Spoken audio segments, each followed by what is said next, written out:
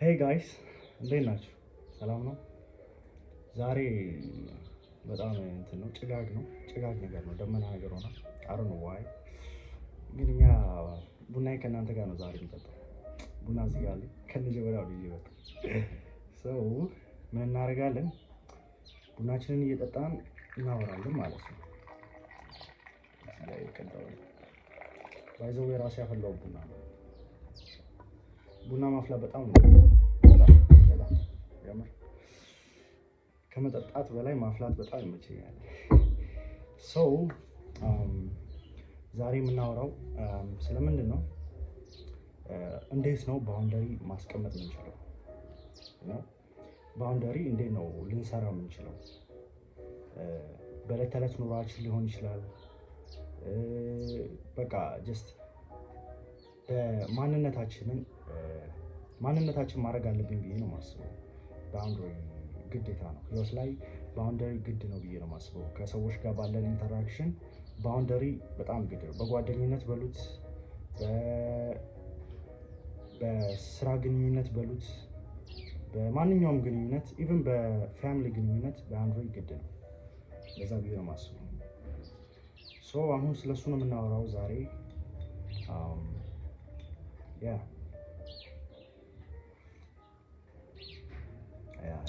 በጣም የሚገርም ኦኬ። ባውንደሪ ብዙዎቻችን የምናሳልፈው እንትን ነው ብዬ ነው የማስበው። ላይክ ከሰው ጋር ሞር እየተቀራረብን ስንመጣ ብዙዎቻችን ባውንደሪ ማስቀመጥ ስላለመድን በቃ ማንም እንደፈለገው መጥቶ የኛን እንትን ይጋፋል፣ ምናምን መብታችንን ይጋፋል። የሆነ ነገር ተጠይቀን ራሱ ማንፈልገው ነገር ነው ማለት እንፈራለን ብዙዎቻችን። እና ዛሬ በዚህ ቪዲዮ እንዴት ነው ማለት እንደምትችሉ እና እንዴት ባውንደሪያችሁን ማስጠበቅ እንደምትችሉ በደንብ እናወራለን ማለት ነው። ኦብቪየስሊ ከቡናችን ጋር ባውንደሪያችንን እንዴት ነው የምናስቀምጠው? ከሰዎች ጋር ባለን ግንኙነት እንዴት ነው ባውንደሪያችንን የምናስቀምጠው የሚለውን መጀመሪያ ላይ ባውንደሪያችንን እንዴት ነው የምናስቀምጠው መሰላችሁ? ባውንደሪ ማለት ይኸውላችሁ እኔ ምን አስባለሁ መሰላችሁ? ባውንደሪ ማለት አንድን ሰው ኢግኖር ማድረግ አይደለም፣ ወይ ደግሞ የሆነ ኔጌቲቭ ነገር ማድረግ አይደለም፣ ኔጌቲቭ ሪስፖንስ መመለስ አይደለም። ባውንደሪ ማለት ያ አይደለም ለኔ ማለት ነው።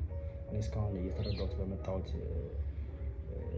በህይወቴ ላይ ባውንደሪ ማለት ያ አይደለም ለኔ። ባውንደሪ ማለት ለኔ ከሰዎች ጋር ባለን ግንኙነት ገደብ ነው። ለሰዎች ማሳወቅ ማንፈልገው ወይ ደግሞ ፍላጎታችንን የሚያስጠብቅልን ገደብ ነው። ፍላጎታችንን ሊያስጠብቅልን የሚችል አንድ ትልቅ ነገር ነው ብዬ ነው የማስበው። በጣም ነሰሰሪ የሆነ ነገር ማለት ነው። እሱ ከሌለን የሰዎች ባሪያ እንሆናለን፣ ባውንደሪ ከሌለን ማለት ነው። ሁለተኛ ደግሞ በቃ ለራሳችን ቦታ ራሱ አይኖረን ምንም ማለት ነው። አንድ ባይ ዘ ዌይ ይሄ ከኮንፊደንስ ጋር ራሱ ይገናኛል። ሞር ባውንደሪ ባላችሁ ቁጥር ሞር ራሳችሁን ታከብሩታላችሁ። ሞር ራሳችሁን ባከበራችሁ ቁጥር ሞር ኮንፊደንስ ይኖራችኋል ማለት ነው። ራሳችሁ ኮንፊደንስ ይኖራችኋል ማለት ነው። እንደዛ ነው የሚሆነው። ባውንደሪ አሁን ለምሳሌ አንድ ምሳሌ ልስጣችሁ። አንድ ሰው መጥቶ እኔ ስልክ አለኝ ስልክ እየተጠቀምኩኝ ነው። አንድ ሰው መጥቶ እስቲ ጋለሪ ላይ ገብቼ ፎቶዎችን ልይ ቢለኝ፣ እኔ አሁን ለምሳሌ ፐርሰናሊ ፎቶ ጋለሪ ምናምን ለሰው ማሳየት አልፈልግም አይደለም። ያንን እንትን ጋለሪን እስቲ ፎቶ ልይ ምናምን ነገር ቢለኝ እኔ ማሳየት አልፈልግም በውስጤ አይደለም። ይሄ ፐርሰናል ፍላጎት ነው፣ የኔ መብት ነው። አይ ባውንደሪ እንትን በቃ የኔን ጋለሪ ማሳየት አልፈልግም ለሰዎች ብዬ እናገራለሁ። ከዛ ያም ሰው ደግሞ ምን ችግር አለው ምናምን ይለኛል። የሆነ ስቴጅ ይሄዳል ማለት ነው። የሆነ ስቴፕ ፈቀቅ እያለ ወደዛ ይመጣል። ይሄ ገደብ ነው ብንል ለኛ እሱ እዚህ ጋር ነው ያለው።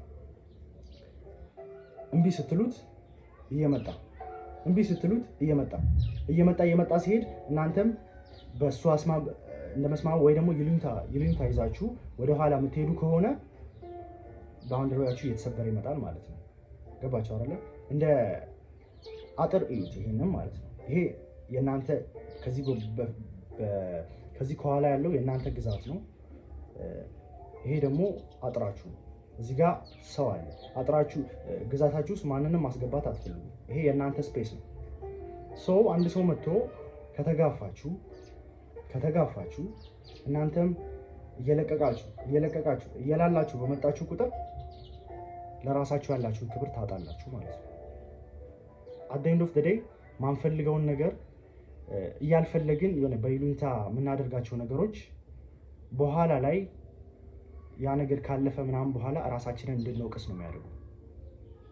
ራሳችንን ሞር በወቀስን ቁጥር ለራሳችን ያለን ክብር እንትን ይላል ማለት ነው። ገባችሁ አይደለ?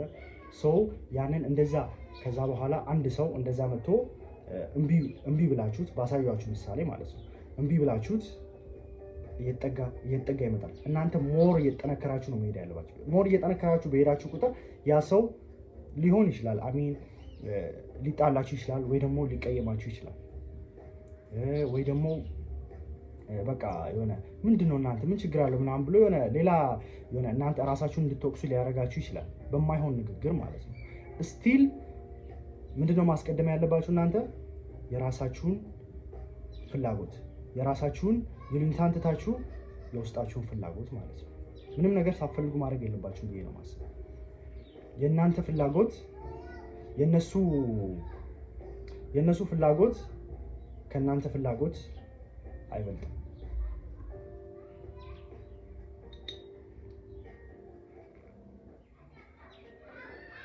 ያ በጣም የሚጣፍጠው ነው።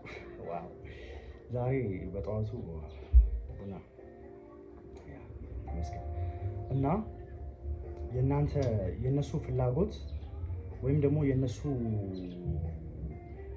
መሻት በእናንተ በኩል በእናንተ ህይወት ላይ የነሱ ፍላጎት ከእናንተ ፍላጎት መብለጥ የለበትም። ባውንደሪያችሁንም ሊያሳጣችሁ አይገባም። ገባችሁ አይደለ? ባውንደሪያችንን እንደዚህ ነው ማስጠበቅ የምንችለው።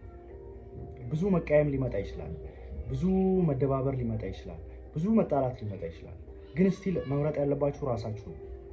አት ዘ ኤንድ ኦፍ ዘ ዴይ ውላችሁ ኑሯችሁን ኖራችሁ ከዛ በኋላ ማታ ላይ ውሏችሁ ከዋላችሁ በኋላ ከሰው ጋር ተገናኝታችሁ ሊሆን ይችላል፣ ከማንም ጋር ተገናኝታችሁ የፈለጋችሁት ነገር አድርጋችሁ አት ዘ ኤንድ ኦፍ ዘ ዴይ ማታ ላይ የምትተኙት ከራሳችሁ ጋር ነው። የምትተኙት ከሀሳባችሁ ጋር ነው። ልተኙ ስትሉ የምትሆኑት ከራሳችሁ ጋር ነው። ያኔ አእምሯችሁ እናንተን መውቀስ የለበትም። ገባችሁ? አእምሯችሁ እናንተ ናችሁ ማሰልጠን ያለባችሁ። አእምሯችሁ እናንተን ሳይሆን መቆጣጠር ያለበት እናንተ ናችሁ። አእምሯችሁን ተቆጣጥራችሁ አእምሯችሁን አሰልጥናችሁ መኖር ያለባችሁ ማለት ነው። ባይ ዘ ዌይ እኔ ምናምን አለው መሰላችሁ አእምሯችሁን እናንተ ናችሁ መቆጣጠር ያለባችሁ። እሱ መቆጣጠር እናንተን የለበትም። ልባችሁ ግን እናንተን ይቆጣጠራል። ምክንያቱም ፈጣሪ ራሱ እኔ ምናምን አለው ፐርሰናሊ ፈጣሪ ራሱ ልባችን ላይ ነው የሚያልፈው ብዬ ነው የማስበው። አእምሯችን ሰይጣንን መቀመጥ ይችላል ወይ የሆነ ባዕድ ነገር መቀመጥ ይችላል። ልባችን ላይ ግን ፈጣሪ ብቻ ነው መቀመጥ ይችላል።